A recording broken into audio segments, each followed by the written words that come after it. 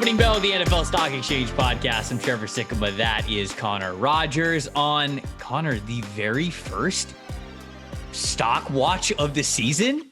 We got real film, my guy. We're going over college football, and we are telling you what prospects had a really great week one, some stock up players, and some guys that, didn't have the best start to the season, maybe a little bit of stock down, although we're not going to be too hard on them because it was week one. But Connor, how are we feeling today, my man? Feels good to be back on a Tuesday, 3 shows a week. We are officially back. This is traditionally going to be our stock up show, our more draft dedicated show. I know everybody got the mock draft yesterday, but obviously Trevor and I will do a lot of NFL coverage typically on many Monday shows. Tuesday, we will really get to zone in on the draft and where everything stands. And dude, I know it's 1 week if you don't count week 0. And which we don't.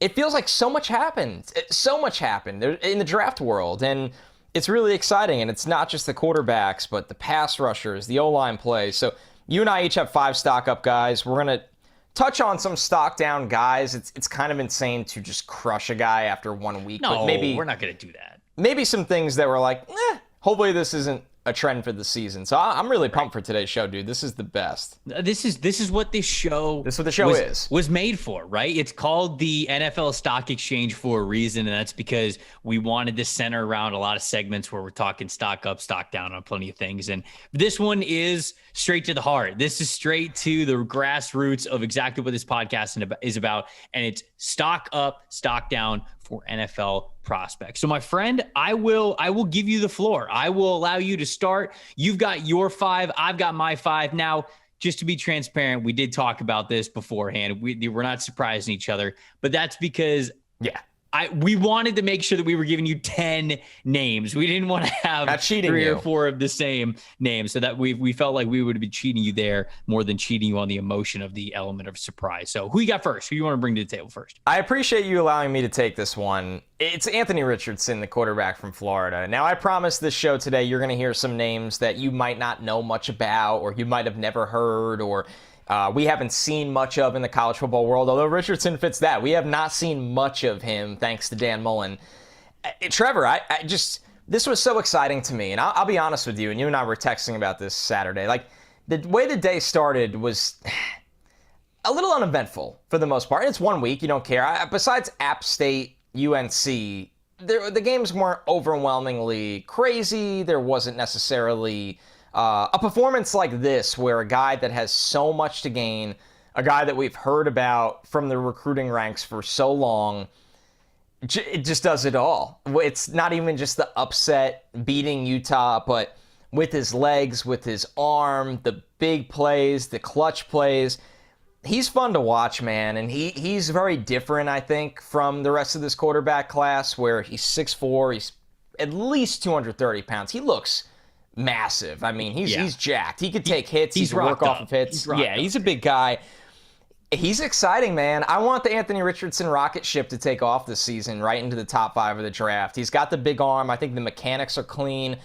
The way he threatens the defense with his legs, not as a take what's there, but I'll take what's there and then get more, make guys miss, run through guys.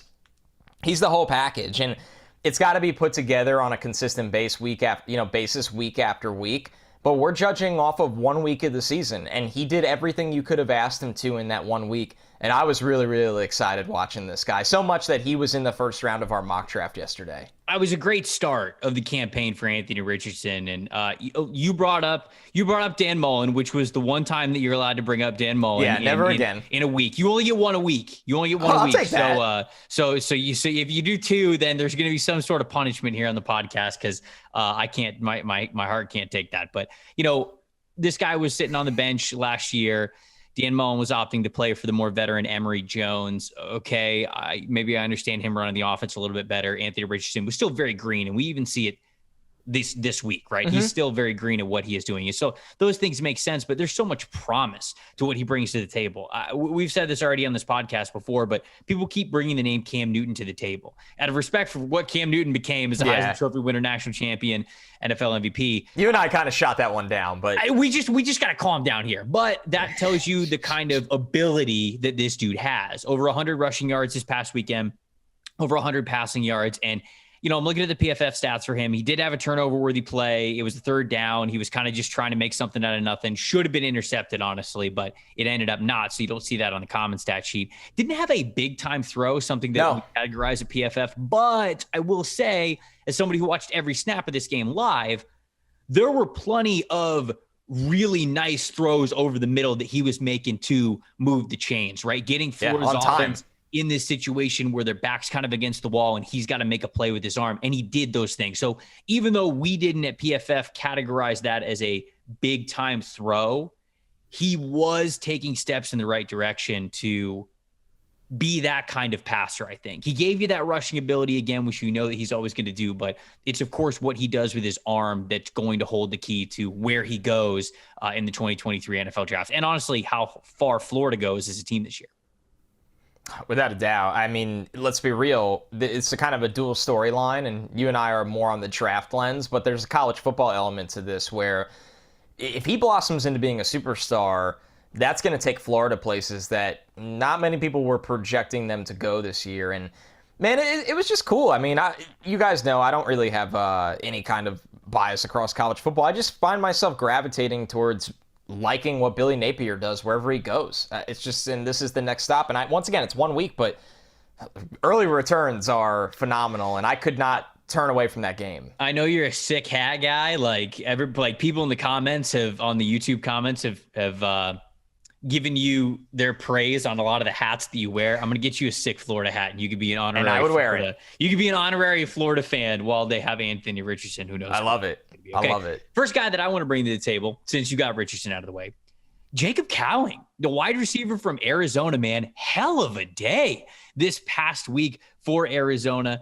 Had a 91 receiving grade, 8 catches, 152 yards, and 3 touchdowns. My guy was absolutely on fire. So a little bit of background for Cowing, because we didn't really go over him when we had summer scouting. Redshirt junior, transferred to Arizona from UTEP, where he played the first 3 seasons.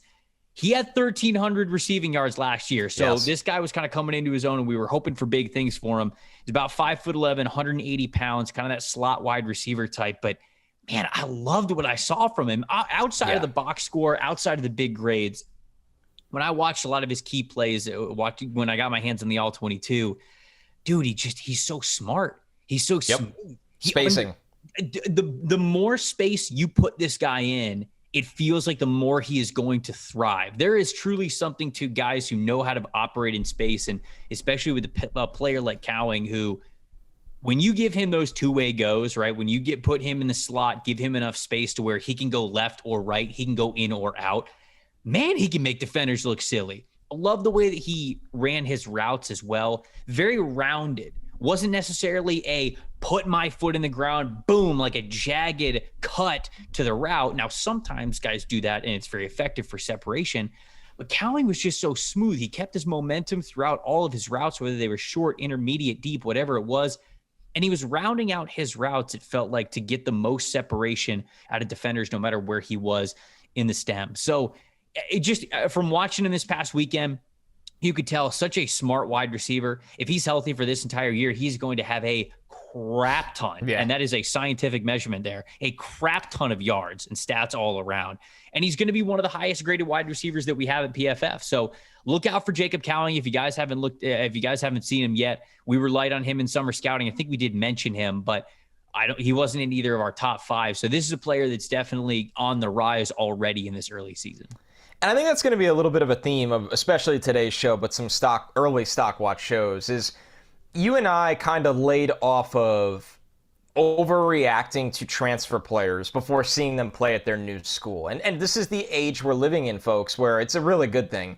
Guys that were under-recruited or developed late that explode at a small school are now taking advantage of the opportunity to play against a higher level of competition. And you and I had a lot of those guys on our list this summer. We were more waiting to see what they do with that opportunity this season rather than trying to evaluate them to that next step. And Cowing absolutely fits that bill. What a start for him. And I'll throw one right back at you, Trevor. Jared Verse, the edge rusher on Florida State. He transferred from Albany. I am an alumni of Albany. So I've known a lot about this guy. The fam? Yeah, there we go. Great day to be a Great Dane. But seriously. Dude, whoa. Hold on. What a motto. Yeah. It's a great day to be a Great Dane? Yeah, we kind of it was more became a joke by the end of my tenure there. But yeah, but you could put that on some merch. You could sell that phrase 100%. That's the deal. Yeah, okay. They got a newer logo. It's more of a fierce-looking Great Dane than a happy Great Dane, and they still got rocked by Baylor 69-10. So okay, we don't gotta bring that part up. We could just stop at them having a cool slogan. So Jared Verse, as a redshirt freshman last year, has double-digit sacks for Albany, was unblockable at that level, was one of the more high-profile guys in the portal this offseason. He goes to Florida State. You've heard this story before. You ever hear of Jermaine Johnson, a guy at that transferred to Florida State to rush the passer? Heard of him. But Verse now, obviously there's a big projection here coming from that level of competition. So, Trevor, his week 1 game, he did have a week 0 game, but looking at the week 1 game against LSU, 5 hurries, 2 sacks, 7 total pressures, winning 27% of his pass rush snaps out of having 37 of them. High. That's very high. Very high. The week before, he was winning at a 42% clip. Okay, that's unsustainably stupid high, but still. For people that have been riding with us for a while, we went over these with Kayvon Thibodeau, Aiden Hutchinson. If you're even sniffing 20%, that's elite. Yeah, it's elite. You're winning a lot. You're winning So, Verse, and it's crazy. The buzz I've heard about this guy, not only after the LSU game, but before the LSU game, the buzz in the scouting community, whether it's teams opening their eyes to him or agents that have to be all over this because they need to sign these guys and project. They're doing the same thing, scouts and agents. They're projecting who the top guys are going to be. This dude is going to be a big tester. He's got length. He knows how to rush, and he's got a big motor. He's still learning nuances like read and react against the run, setting a hard edge, getting to a program and putting on more and more strength. But he's got pass rush tools, and he's got a pass rush motor. And it just felt like, Trevor, so much of that LSU game, he took over. He blocked a kick. I mean, one of what felt like a handful because LSU wouldn't play special teams last night. I don't know why, but truly wild. That's coaching. That's coaching. Yeah, and then the coach runs that whole team over the bus. Brian Kelly, unbelievable press guy. We don't have to go there today, but you know how we feel on this pod. But Jared Verse, man, I can't wait to see what he can do because the conversation for him was constantly, what is he going to do against a real Power 5 team? And he whooped the crap out of LSU. And if he just does this all year, he was somebody as a redshirt sophomore this year. I was like, okay, 2024, he might be a big-time prospect. If he's this far ahead on his trajectory of development at Florida State, he's going to be in the draft this year, and he's going to be a name in this edge class everybody's going to be well aware of. Hey, it's a great day to be a Great Dane. That's all I have to say about that. That's all I have to say about that. He was awesome. He was awesome last night. I saw you tweeting a little bit about him before the game. Obviously makes a ton of sense because you know his background very well with him coming from Albany. But I'm even impressed, though. I wasn't expecting that. I want to be clear. He was good. He was good, man. Was really had a good. Couple of nice, clean wins that I saw when I was watching that game live. Haven't seen the all 22 of him yet, but certainly now that you mention him, I'll definitely get to that. My next guy. A very familiar name. One Joey Porter Jr. That's right. The name is exactly what you think it is. Son of Joey Porter, the longtime Pittsburgh Steelers linebacker. Joey Porter Jr., if you missed it last week, he plays cornerback for Penn State. Penn State went up against Purdue last week when college football was beginning. What was that, Thursday night? Was that Friday night? What was that? One of the two. Can't remember. It was one of the early games. Lines up 6'2". He's an outside cornerback, okay? 6'2", 200 pounds. So already, right off the bat, you love the measurables. He's checking the boxes there. Redshirt junior, so he's draft eligible. 86.3 coverage grade this past week, which was shocking to me because I knew he gave up some catches. He ended up giving up 6 catches for 66 yards. And I'm like, how in the world did he grade out an 86.3? 86.3 coverage grade is really great. I know a lot of people look at PFF and they try to break up PFF grades into the grading system that you had in high school or college or something, where you go okay, 90 to 100 is an A, which is an elite grade. 80 through 89 is not an elite grade, but it's very good. It's not exactly that cut and dry for every position. You could use that as a base, but coverage grades are tough. It's really hard to grade well in coverage just because the assignment, the job is so difficult. So for Porter to have an 86.3 grade, that's a damn near elite coverage grade while giving up 6 catches. The reason why, 6 forced incompletions, 7 if you count plays that were no plays that, whether it's a jump off sides or something that didn't count, a holding play or whatever it is. So he had 6 forced incompletions that were actually counted on the books for plays that matter. Now, when I went back and I watched his tape, is great because what I wanted to see more from him this year was that confidence with him playing with that length and that bigger size, okay? Be able to dominate dudes, get hands on guys, suffocate dudes, overwhelm them. I didn't see enough of that last year. It just didn't feel like he was confident and comfortable enough at the gifts that he had, which are his length. Now, I will say something that I loved in the Purdue game is very early on, he gave up a catch pretty easily to an inside move, a little slant play where it was just a little quick cut. Guy got inside of him. Boom. There it is. Quick catch. I think it was for a first down. I don't think he gave up a slant catch the rest of the night. Yeah, I think he adjusted. Highly competitive. I think he adjusted very well to it. And if he did, it was one. And they targeted him a lot on that because you could tell that was Purdue's game plan. They were like, this guy is big, but he can't flip the hips. Let's hit him with a quick inside move all the time. And they tried that early on. It worked. And then it really didn't because Joey Porter Jr. was able to adjust from it. He had a really clean, beautiful, picturesque, textbook pass breakup on one of those routes too, where he was able to anticipate, flip those hips, keep one hand just like barely on the back of the wide receiver. And then when the ball was coming in, he swipes the other hand over right in front of the body, knocks it away. It was beautiful. It was a thing of beauty. So you love to see Joey Porter Jr. playing with that kind of confidence. He's going to go up against some really nice receivers in the Big Ten playing at Penn State. And so this was a really, really good first test for him. He's a guy that did not make my top 5 when we were doing summer scouting, but a player who is definitely stock up after the way that I watched him play against Purdue to start college football season.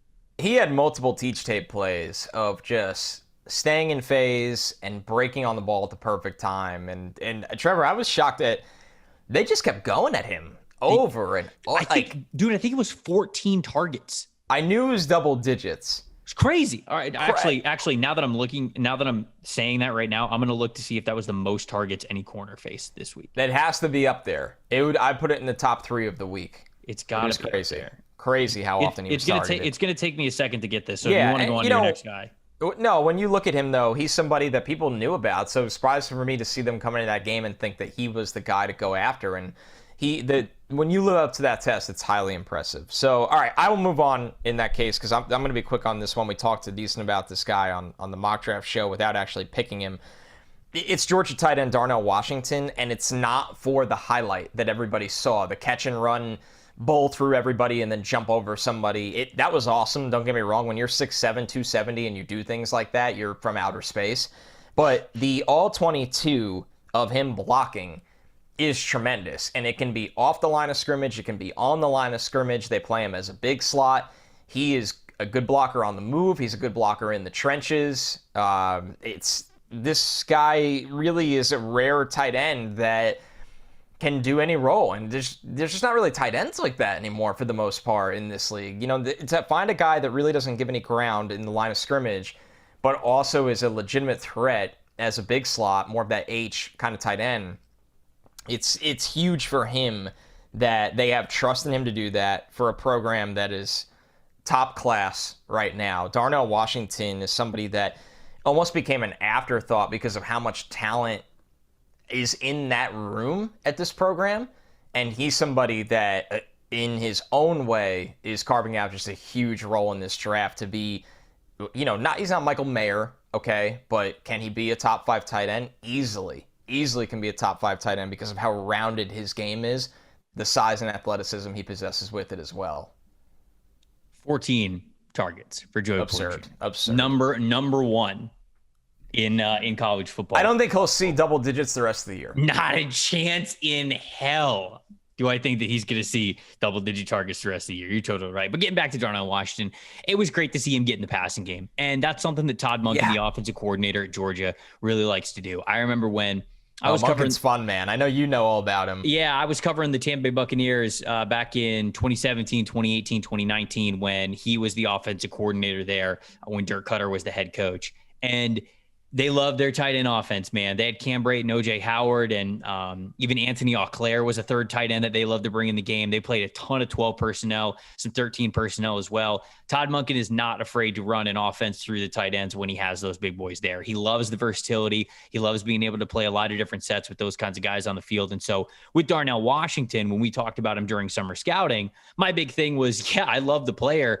for what he is, but I thought that he was just being used exclusively as a blocker for a reason. Yep. Now we saw him get a little bit more attention in the receiving game in week 1 than I feel like we did at any point last year. So it'll be very interesting to watch the development of Darnell Washington and how much he continues to be a potential emphasis point in the passing game. Because we know he's going to be on the field, right? He does the little things well. He blocks very well in order to be on the field at all times. So they can check all those boxes. Now it's just a matter of, okay, do we have him start blocking and then have him slip out off the line of scrimmage late? Have Stetson Bennett have his little security blanket right there. Maybe he's a split zone kind of a player where he's coming behind the line of scrimmage before or after the snap. So I think there's a lot of different things that you can do with Darnell Washington once he becomes that receiving threat. So I'll stick with Georgia.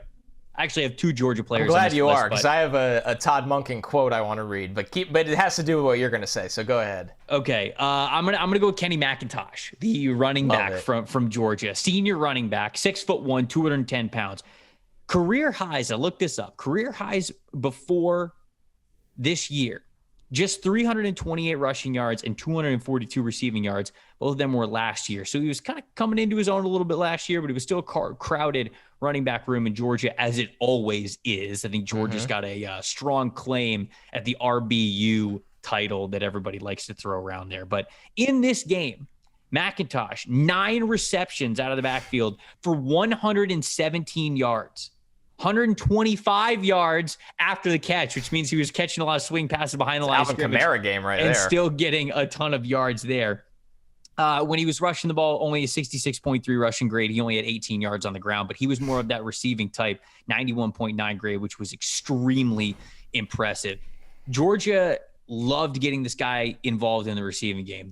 I watched a couple of plays where they would motion him out from the backfield into the slot. Now, that's something that we talked about and praised Bijan Robinson for, right? A guy who we have as RB1 in this class. And Kenny McIntosh, they weren't afraid to do the same thing. Take him out of the backfield, move him in the slot, especially when you know that he's going to be matched up maybe against a slower linebacker, maybe a smaller safety or slot defender that might be in that area. Whatever it is, they certainly weren't afraid to do that. And he continued to give them a heavy, healthy return on investment every time they got him the ball. So really high PFF receiving grade. He clearly is going to be that guy out of the backfield who they could just dump the ball off to, and he can make magic happen, because he made magic happen a lot this past weekend against Oregon. I think there was one play where he broke like 3 tackles, or had like three missed tackles on one single play, which was extremely impressive. It was his best play of the day, the one that he gained the most yards. So very, very impressed by a senior running back. We don't often say a lot of praise for these upperclassmen running backs because it feels like the good ones leave the second they get draft eligible. But very happy that Kenny McIntosh getting involved, and we're seeing some really good skill sets from him. Tough place, though, to get on the field. So if a guy stays around, that's true. It's like, okay, he still might be very talented, and that was huge for him. Another guy that was generating a lot of buzz. You might have been here when this quote was spoken. That's what makes me laugh. From Todd Monken a couple of years ago. Okay. I like having fun. I don't know why it has to feel like such drudgery all the time. Who needs more 5-yard plays? How can we be explosive? That's what the game is about, man. People like big plays. I like big plays. That's a beauty. That's what you got. That's what you got to say when Jameis Winston's your quarterback, baby. You just got to steer all the way into it. Why it has to feel like such drudgery all the time. Hey, that was. I'll tell you though. For as much as Todd Monken, and I would say more so Dirk Cutter, just because I think both sides of the ball, he couldn't get things figured out, and that's ultimately why he was out in Tampa. They had offense, man. With those receivers they had, those tight ends they had, Jameis Winston, Mike Evans, Chris Godwin, OJ Howard, Cam Brate, they put up serious stats. That was also when like Deshaun Jackson was on the team for a little bit. Oh, man, it was crazy to watch. They put up some serious stats on that team. So I am also a big Todd Monken fan. Before we get to your next guy that you want to shout out with a little stock up, got to talk to the people about our friends over at DraftKings Sportsbook, the official sports betting partner of the NFL. Bet just $5 on any football game, and you can get 200 free bets instantly. Now everyone can also experience the thrill of DraftKings early win promotion. If the team that you bet on gets up 7 points, you win. Boom. No questions asked. Bet on any team in the NFL of your choice, and if that team gets up by 7 points at any point during the game, you get paid instantly on the spot, even if the team loses the game outright at the end. DraftKings is safe, secure, and reliable. Best of all, you can deposit and withdraw your cash whenever you want. Download the DraftKings Sportsbook now. Use the promo code PFF and get that $200 free in bets instantly when you place a $5 bet on any football game. That's code PFF. Only at DraftKings Sportsbook. 21 or older in most eligible states, but age varies by jurisdiction. Eligibility restrictions apply. See DraftKings.com/sportsbook for terms and resources. Gambling problem? Call 1-800-GAMBLER in Tennessee. Call or text the Tennessee Red Line at 1-800-889-9789. In New York, call 877-8-HOPE-NY or text HOPE-NY. One per new customer, $5 minimum wager. The $200 are issued in 825 free bets. So you get to play around a little bit more when you get the 8 free bets. Connor, who's next for you? All right, this one, he was briefly mentioned on our Edge Pass Rush show, but not in our rankings. He's had a long road since being a 5-star recruit. This is his 4th stop in college football, Trevor. And I want to make sure I'm pronouncing this right. This is how the Michigan page is telling me. Eyabi Anoma. Yeah. Eyabi Anoma. I mean, it's Trevor, I feel like he got to Michigan like 3 days ago. Did you see this? This was announced so late, first off. And when did he get to Michigan? I thought it sounded like in August. Wow. So much. I'm pretty sure when we did the Pass Rush show, he was not at Michigan. I want to make that very clear. I'm positive on that. I'm going to look it up. You keep talking about him. I'm going to look it up. 5-star recruit that was originally at Alabama. I believe he had some trouble there and ultimately either left the team or was dismissed from the team. Went to Houston. August 28? No, August 8. That's very late. That is very late. That is extreme. They literally just stuck a jersey on this dude. Yes. And he played. And boy, did he play really well. Wow. Wow. So, okay, I finally pulled him up in my actual doc for notes. Dismissed from Alabama program after freshman season for violation of team rules. He was the 4th overall ranked player in the 2018 recruiting class. 4th. Yeah. Dismissed from Houston program after sitting out the 2019 season due to violation of team rules. Then he ends up at UT Martin. Now he is at Michigan, and my goodness, what a debut against Colorado State. Yeah. Very talented guy. He had a sack. He had 2 other hurries. The film is legit. He explodes off the ball. A very, very explosive player. He has power. He has burst. I know Jim Nagy tweeted out the clip of him, the sack he got, that the Senior Bowl is really watching him. This is someone that, I wanted him on the show because stock up is real. 2018, this dude was supposed to be why couldn't he be if not Will Anderson, a top 50 kind of pick a year ago or something like that. That's the kind of talent he's always had. And he was recruited by Alabama because he's the 4th overall player in the country. It's been a long road. I wonder what. And now he has the chance to make up for. He has the chance to make up for all that right now. And it was a hell of a start for Michigan. They showed that he's going to be a big part of that front 7, rushing the passer. And I think that I kind of wanted to put him on the show because I want people to know, this guy isn't like a small school out of nowhere, under-recruited guy. This guy was supposed to be a premium future NFL talent, and it has not worked out in a couple places. But his debut on the field for Michigan was big time, and if it works out there, he is going to skyrocket up boards and into fringe round 1 versions of mock drafts. I'm looking this up on 24/7 because sometimes for the really big players, they'll do full scouting reports out of high school. I don't think they have one. I was hoping it would say who's his comp? Miles Garrett, or just something right? Stupid, which 24/7 normally does not do that. They are decently realistic with the things that they say. So they don't have one up there, so we don't have it for him. But his grade is a .9987 for them. So damn near. I mean, he was almost considered like the perfect recruit in terms of just that defensive end talent. Extremely talented. I mean, we saw the flash of that if you watched the Michigan game at all. I only watched it live, didn't watch the All-22, but I saw the sack live. I was actually watching it with a Michigan fan who works for PFF, David Solfaro. Big shout out to him. He is Mr. Michigan right there. He loves him. Diehard Michigan fan. And so he was telling me all about the team every time I got, but yeah, every time I got to play. So I knew a little bit about him, but now I got to know a lot more about him, especially if he stays at Michigan and he becomes a serious draft eligible prospect. I'm going to stay on defense. I'm going to go back to Georgia because I feel like I had to. If we got out of the show without mentioning Chris Smith, the safety from Georgia, it would have been an absolute travesty. Okay. Sure. 5th-year senior from Georgia. So you would think, okay, Georgia's an NFL draft factory out here. If you're making it to your 5th year as a senior, you're probably not that great. But that's not the case for Chris Smith. Okay, he started opposite Lewis Cine last year, and Lewis Cine got a lot of the buzz. But man, this first game, Chris Smith might have been the most impressive player there. 5'11", 195. Defensive grades during the Oregon game: 92.2 overall defensive grade, which is an elite grade. An elite coverage grade of 91.0, which crosses that 90 threshold, and a 71.8 run defense grade. This dude had some of the best plays that we're going to see from a safety this season. I'm not kidding.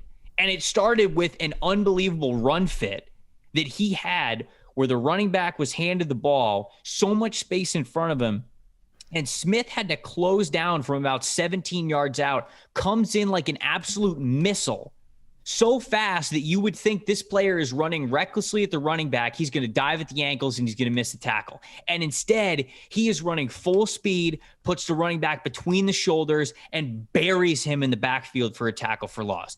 An extremely impressive run fit for a player as small as he is as a defensive back. I think you see some plays like that from linebackers that are fearless and have a lot more meat on them. But this dude just went straight in between the shoulders, stopped the running back cold. Really impressive play there that it only goes on the stat sheet as one tackle, but that tackle I think holds so much weight because of what he was able to do there. He also had the interception on Bo Nix where it was a cover 7 play. They're dropping back in his zone. Nix is staring at the seam pass, looking that way all the way, lets it fly. Chris Smith breaks on it immediately, picks it off, takes it deep. So he had those two massive plays there. And he also had a third huge play, and it was the play where all hope looked lost for Oregon. Bo Nix lets it fly. It's probably incredible sentence. It's Bo Nix lets it probably fly. His best deep ball that he had all day goes to an Oregon wide receiver that you think is wide open, but Chris Smith is playing his single high roll so well that he comes in and meets the wide receiver at the exact point that the ball is coming to him, right there for the catch, knocks it loose to the wide receiver. And so it's not even the one good play it felt like Bo Nix had all day. Chris Smith was there to stop it. This dude was all over the field, playing a robber role, playing a single high roll, coming downhill. He was so impressive, and I am moving him up big on my safety boards already. I don't want to overreact too much, but Sure. He checked so many boxes for me in that one singular game. So if this guy has even close to that same consistency over the next couple of games, we're going to be talking about him as one of the best safeties in this draft, because this game is one of the best that we'll see from a safety, no doubt. That's a great shout out, because that's one that, obviously somebody that wasn't insanely productive or anything last year where we were all over him. And when you evaluate a prospect this early in the year, like a player like Chris Smith that is playing so deep on the back end, you really do need that all-22 to go back and look at the kind of range he had, the things he was doing. So last year, you look at it, he did play 420 snaps for that championship defense, but this year, it just looked like a totally different plaher in that game. I feel like he kind of looked like he was part of the ride last year. Yeah. You're right, yes. Trevor, that this week one, it was like, no, I'm out here to, like you said, we saw Lewis Cine do that a lot last year, where it's like, no, I'm going to go make plays. I'm going to actually change the tone of this game. So, pretty awesome. Love that shout out. All right, last stock up for me before we get into a couple stock downs. Minnesota center John Michael Schmitz. Ooh, your guy. I mean, This dude just, I know it's New Mexico State, but I'm evaluating traits in this, not level of competition. He dominated. And he had really good film, before this season, so it's not like he's out of nowhere. But I just look at a lot of the centers we've evaluated over the last couple years. This dude's a little different, where he's 6'4", 320. He's a big center. He's more that Frank Ragnow style center than the more compact, lighter guys, whether it's Linderbaum, whether it's Cam Jurgens. This dude's a unit, but he moves really well. The grip strength is incredible. He had a couple finishing blocks that he destroyed people. He can get to the second level. He can pull. He can factor the game wide, downhill. He's going to be one of the best centers in this draft this year, and I think that he's someone that probably could have declared last year, but if he takes his game to a new level this year, goes through that all-star game process, there's going to be a lot more buzz about him, where there wasn't much pre-draft buzz or pre-draft declaration day buzz for him last year. Maybe that's why he stayed.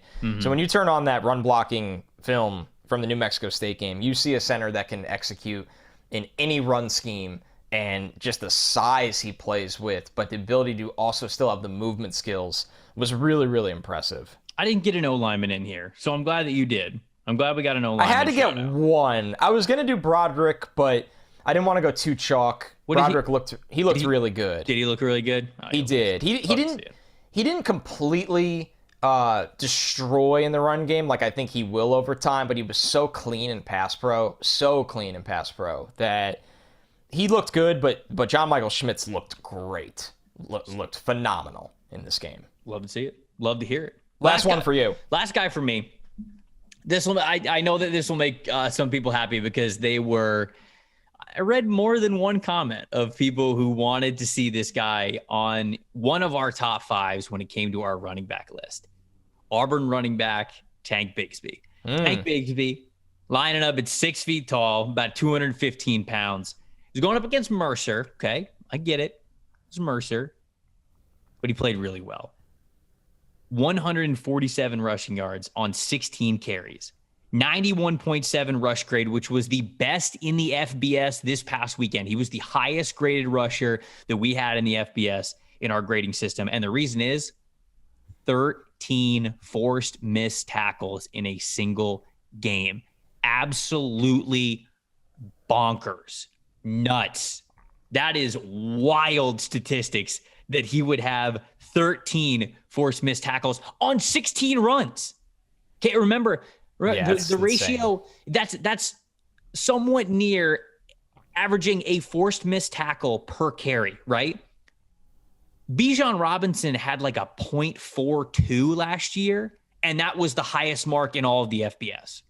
So that just puts into context how incredible that performance was from Tank Bigsby. After watching the film of him, getting to see all the plays that went into this grade, man, when he gets daylight, he's shot out of a cannon. His athleticism really is special. If you give this dude a running lane, he is putting his foot in the ground, and he is going up, and he is going up fast.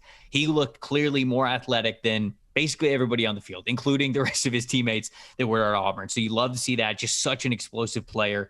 The balance looked better. That was a big area of concern that I had when we went over the running backs for summer scouting, because I said, I like Tank Bigsby, but I just feel like he didn't play with enough balance. He plays a little bit out of control at times. And then another area that he still needs to get better at, playing between the tackles, right? A lot of his biggest and best runs, the best plays come from when they're tossing him out way towards the line, or towards the sidelines, And when he had to play between the tackles, was not nearly as effective. There were a couple of times when the initial hole was clogged up, and he didn't exactly know where to go. He didn't exactly know where to pivot, and they'd be like, okay, I gotta bounce it all the way outside. And you don't always have to do that. It just feels like he needs to still be more effective between the tackles. And when I say that, I understand that between the tackles play has a lot to do with the offensive line as well. It's about the offensive line getting to their keys and opening up the run lanes and all of that. But still, there are plenty of running backs that you see. I'll use Bijan Robinson as the example. There were a couple of plays this past weekend that I remember seeing from Bijan where the initial hole ain't there. And he's able to put his feet in the ground and hop to the left a couple of times, and he finds where that hole then opens up. And he has that kind of patience. He has that kind of vision. I don't see that level of vision yet from Tanks Bigsby. If we continue to see really great play for him and it becomes in between the tackles as well, then we're checking a lot of different boxes for this guy as one of the most explosive backs in college football. So it was great to see him doing what he does best. I just want to see it between the tackles. And of course, I'm going to want to see it against a better opponent too. But really great start to the season for Tank Bigsby. No, that's awesome. I remember over summer, you and I were lower on him than a lot of people expected us to be. And the things you and I were looking for improvement was that consistency in between the tackles and ball security. He did have 4 fumbles in 2021. That's right. So, yeah. So I pulled up my notes to be like, why were we low on him? And like you said, now it's monitoring it against better level of competition. All right. Is it time to move into the not fun part of the show? Yeah, let's do the honest part of the show. I feel bad calling it stock down. Maybe we don't call it stock down quite yet, but it's just we're stock treading water. We're monitoring these players' stocks as for what they are here. So who's the first guy that you want to bring up? We'll call it Overreaction Tuesday.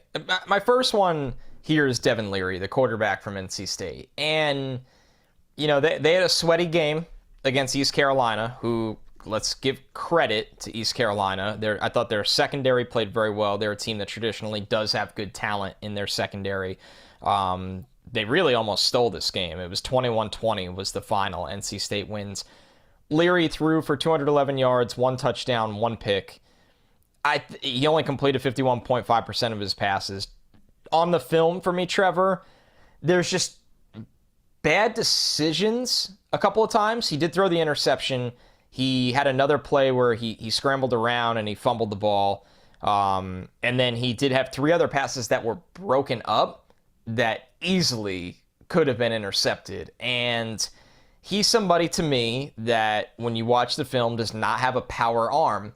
And to make up for that, he's going to have to be a brilliant, accurate decision maker. And I think a lot of the times in his career, we have seen him be that guy. In this game, he didn't look like that guy. He was just forcing passes. He was staring down throws. Yeah. It was a tough game. It was a tough game. And it's not, like you said, we're not calling the stock down. Like Devin Leary wasn't a top 5 quarterback for either of us over the summer. But it's very hard to make it in the NFL when you don't have a big arm. You have to be more of a flawless IQ guy. And this game didn't really have any of those things for me where, if Devin Leary wants to be drafted in the 4th, 5th round, carve out a long-term backup career, develop into this game-managing type guy, it's got to be better than it was week 1. And I'm saying this because I have seen some significant hype for him in other places. And unfortunately, I don't evaluate him that way so far. Yeah, had 2 turnover-worthy plays. According to our grades.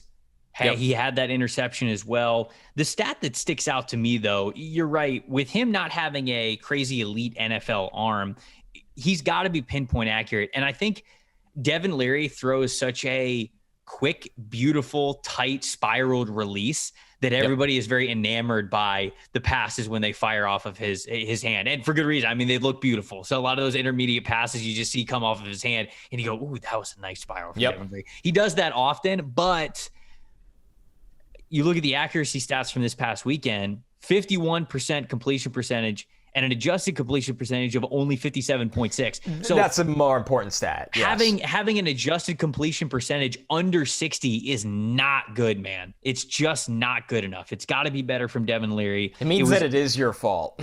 It was a shaky first game from him. He had a 60.5 passing grade this past week, and so it's just got to be better. And we know that it can be better, but we're just monitoring it. We would have liked to see Devin Leary come out and make a little bit more of a statement against ECU, but hell, that ECU team was playing with their hair on fire. Especially dude, credit to them. Yeah, hard out, tough place to play. They should have won that game. I'm not going to bring up the kicker. I'm not going to do it.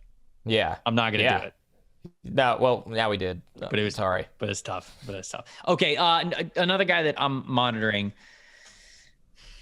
I think everybody's monitoring at this point. Maybe even LSU as well as their wide receiver, Kayshon Boutte.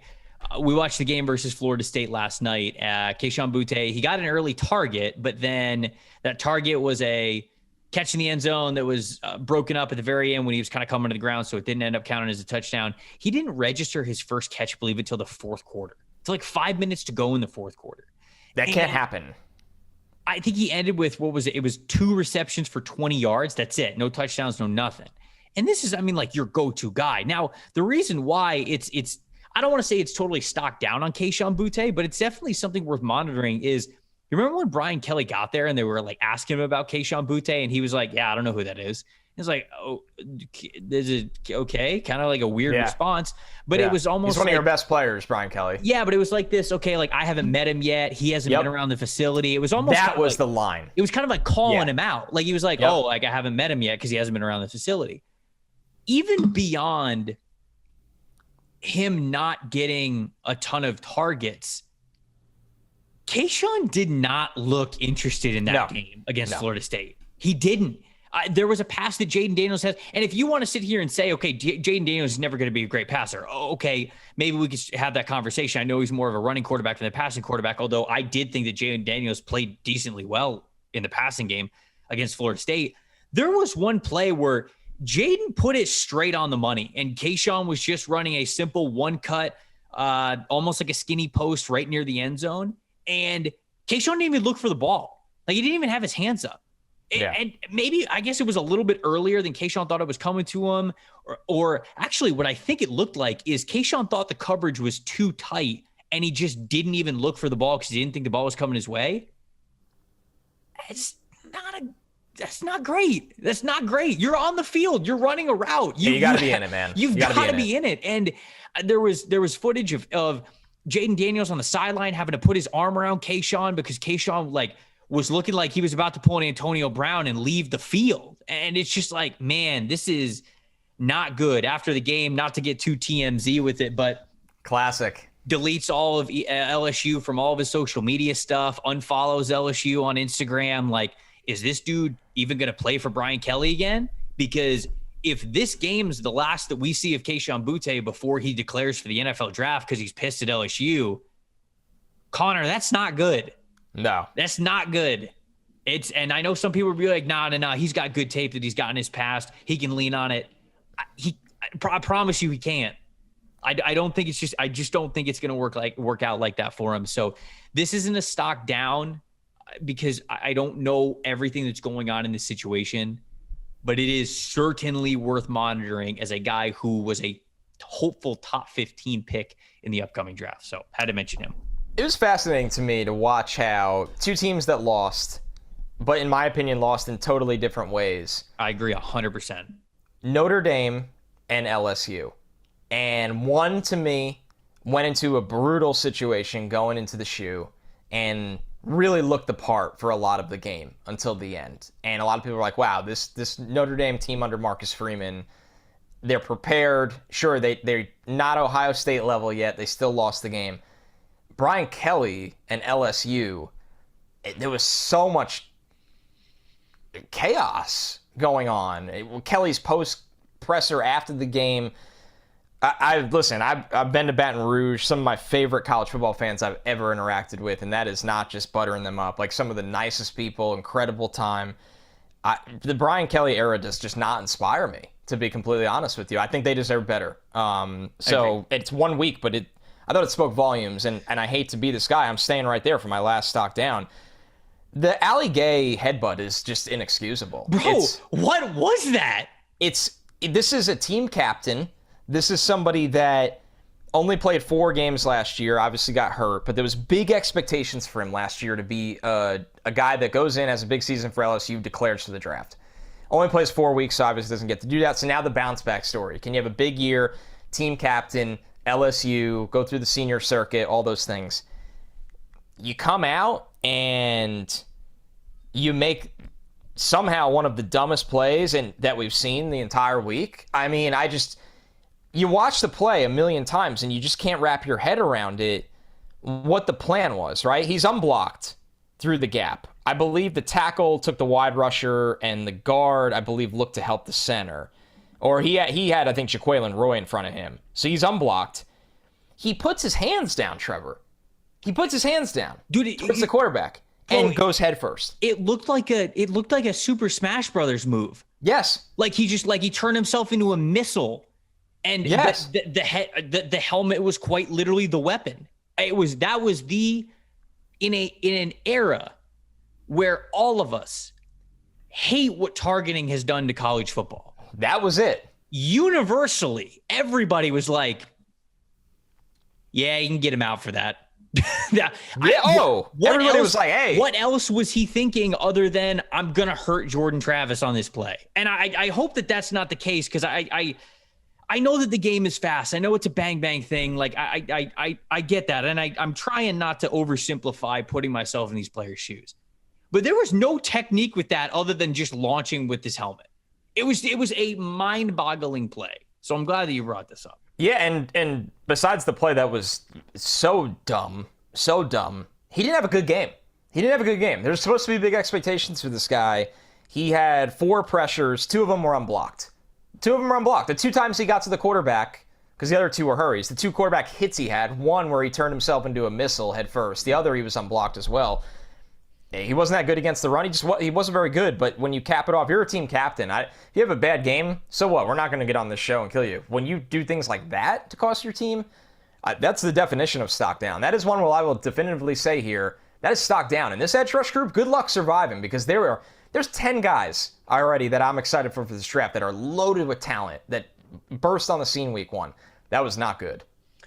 You and I had fun going back and forth about this player, my last guy in the stock down. And it is a stock down, and it is Arik Gilbert, the tight end from Georgia. Wow. A guy who I had a lot of high hopes for. I don't think you have to do that yet. No. Okay, but here's the thing. And this is the reason why it's a stock down. It's not a stock down because I don't think that he has potential anymore. It's a stock down because with as little experience as he already had coming into this season. Yeah. He did not play until late in the 3rd quarter of a blowout. And most of his snaps were blocking snaps. I also, when I watched him, thought looked a little heavy, like he did. And there were reports that he came into camp and he was a little overweight and they had to get the weight down. And so I thought he looked a little heavy there too. So this is a stock down for me, not because I don't think that I no longer think he has the potential of a premier talent. I definitely do. But if he's still a little bit heavy and he's still clearly not going to beat out Darnell Washington or Brock Bowers for playing time, all of a sudden, he's probably not going to play a ton this year unless something drastically changes. And if that's going to be the case, well, then what are we doing if he declares for the NFL draft? Are we seriously betting on what we saw from LSU? Right. So that's why it's a stock down for me. It's more of like an outlook thing with Arik Gilbert than it is a potential thing. But for somebody who I had in my top 30, can't remember exactly where he was. He might have been barely top 25. But for somebody who I had very, very high hopes for, if he's not going to get on the field, then we're not going to see that no matter what. So it's more of a situational stock down than it is a player stock down. But it is something to monitor. And I wanted to bring him up to be fair about it. And also because this is a player who is going to be in conversations for the first round that you've kind of got to be able to monitor a little bit here. No, it's a good call. You're evaluating the situation, and I think the situation is for Arik Gilbert. He's going to have a really fascinating decision to make at the end of this year because barring an injury, which we pray does not happen, he is the 3rd tight end on the team. And this is a team that has plenty of room to play 2 tight ends in pivotal roles, but not to play 3. And I think they want him to, it's clear to me, and I know it's one game, but it's clear to me, they want him to buy into what they do with their tight ends. Right. Where they're probably looking at it going, man, you can be a star in 2023. You can step into Darnell Washington, his role. But this year it's going to be tough. And if that's not good enough for him where he's like, I'm going to go to the draft then, he's going to be one of the more polarizing evaluations we have to do. If he's going to declare for the NFL draft no matter what at the end of the year, I don't know why he went to Georgia. Great point. I don't know why he went to Georgia. Now, if he says to himself, okay, Darnell Washington's probably gone after this year, Brock Bowers can't, but has a chance to get in the program for a year. He's seen what Georgia has done for recruits, getting them to the NFL level over the last couple of years. They will compete for national championships. And if he has that mindset where we're probably going to get him for another year, then I get why he went to Georgia. Todd Monken might still be there. Obviously, the rest of that group is still going to be there. Right. So loves his tight ends, is going to get them involved. And it's so funny watching the tape of these players researching for this podcast episode because Georgia is just different, man. Georgia, Alabama, when they're playing at their best, they are bigger, they are faster, they are stronger. And they're deep. It looked like that against Oregon. Oregon had no idea what was about to come to them. Georgia won that game before they even stepped on the field. And you could tell it immediately because every player was playing as hard as they could and as fast as they could from the second that ball was snapped. And that's just the way that Georgia goes. So if we get that mentality in Reed Gilbert for the next couple of years, still love them. But that's definitely something that we've got to monitor. Before we get out of here, got to talk to you guys about our newest partner, revolutionizing the world of sports betting and engagement by making sports fandom profitable. That is our friends over at Symbol, the stock market for sports. Symbol, Simbull, was a PFF sponsor last year. They're back with football season this year. Symbol lets you trade pro and college teams like stocks to earn cash dividend payouts when your teams win. Symbol took the thrill of sports betting and combined it with the profitability of the stock market to give you a platform where fortune favors the fan. Download the Symbol mobile app for iOS by searching Simbull in the App Store. Use the promo code NFLSE to really help out this podcast, and we would love you for it. To also receive a free team stock valued up to $150 upon signing up. The PFF team is also getting in on the Symbol action. Connor and I talked about this on the Thursday episode of the show. Maybe we'll do it live on the show because the show is live on Thursday. Okay, can we spoil that now? I did want to get that in before we sign off. Yeah, I mean, this is the perfect place to do it.